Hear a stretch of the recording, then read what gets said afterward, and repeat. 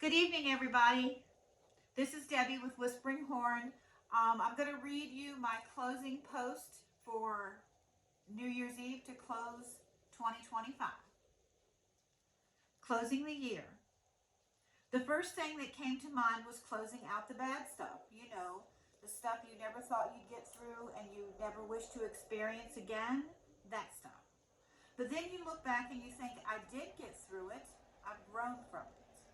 Sometimes that can mean that you've hardened, changed, and sometimes that could be good. Sometimes maybe not. See, for me, the soft part of me is my strength. My mother always criticized me for that, telling me to toughen up, to not let my emotions show, to be loud and bold like she was. But I never could, and it always made me feel like I was not living up to her expectations of how I should be. What was wrong with me? But later, when I was in my 40s, on her last bout with illness, she spent 6 months in the hospital. I was with her most every day, and one day she looked at me and said, "You were right, you know." I said, "About what, Mom?" She said, "Being soft, being you, being a peacemaker instead of a hellraiser." And I laughed, and so did she. But then she said, "You are wonderful, beautiful, and true. Stay true to yourself, no matter what." And I'll carry those words with me always. Sometimes, I've struggled to live up to them, but I carry them. Sure, I still fight with thoughts of myself. What's wrong with me? But last year, there were big changes. I moved to a quiet place in the country where, with my health challenges I was having, as well as anxiety and panic attacks when I'm alone, seemed to be the worst possible decision ever. And believe me when I tell you that at times I thought it really was. So closing the year about goodbye heartache, goodbye being sick, scared, lonely, without a purpose. Sure, goodbye to that, but it's part of life. It's part of my life, of what I went through, and it's part of who I am. So I won't close the year with complaints, regrets, disillusionment, anger, or hardness, because I like who I am now. It's taken me 62 years to say that out loud. Still have challenges? Well, of course. That's part of what makes us all human. During this past year, I would hear a quote that depressed me. It depressed me terribly. It was something like this: hard times, bad events, bad things in our life reveal who we are. Well, for the longest time, I thought that meant that I had somehow caused bad stuff, that I deserved it somehow. If you are in that place, please know there is light beyond that, that the true revelation of who you are is more than on its way. This past year has revealed my integrity, my resilience, my ability to stand on my own, my ability to walk into my home, which I created with love. I fully finance and care for. Yes, me, I did that.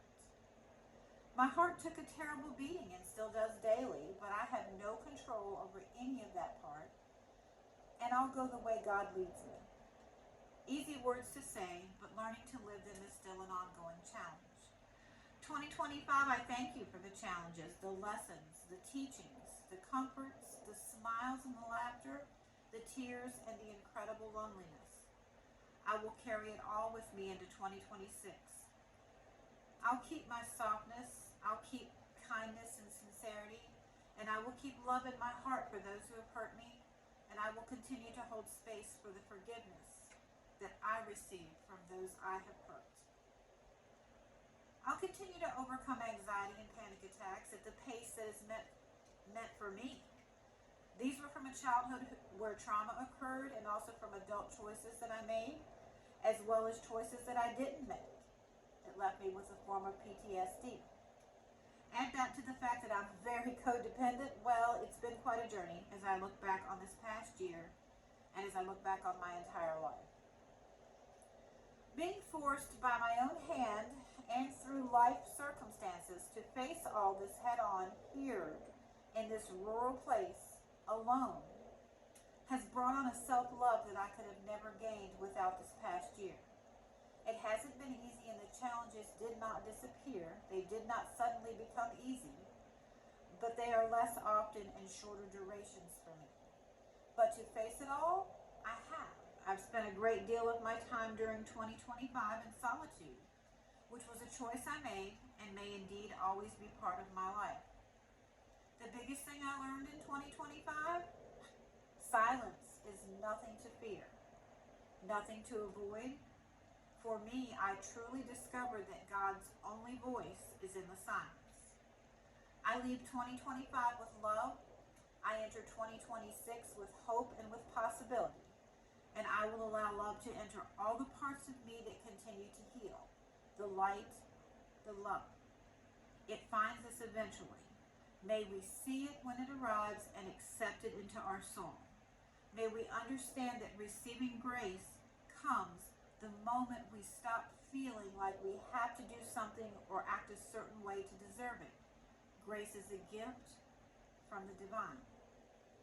It has taken me more than 50 years to even like myself, to forgive myself, to know myself.